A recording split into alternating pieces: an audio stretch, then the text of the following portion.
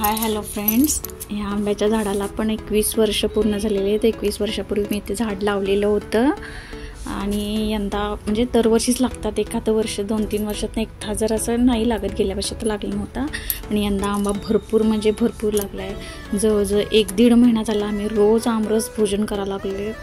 रोज आम्हाला व्याप करायला लागतोय। जवळजवळ 2-3 बुट्ट्या आम्हाला स्वतःला शिल्लक राहतात आंब्याच्या आणि तितकेच मी वाटलेत, पण बऱ्याच लोकांना आम्ही आंबे दिलेले आहेत। जे कोण घरी येईल त्यांना सगळ्यांना जेवढे त्या दिवशी असतील तेवढे सगळे आंबे असे देत आलो आहे आम्ही। आणि हे आंबस आता मस्तपैकी गाभा बघा त्याला किती सुंदर आहे। छोटा चोखीव आंबाच आहे, पण कापून पण खाऊ शकतो, एवढा छान आंबा आहे। एवढी छोटीशी एकदम छोटीशी कुई आहे आणि हे असं आंबस करून हे 3 डबे फ्रीजरला सेट करून ठेवलेले आहेत। मी हे मिक्सरमधून बारीक करून घेतलेलं आहे।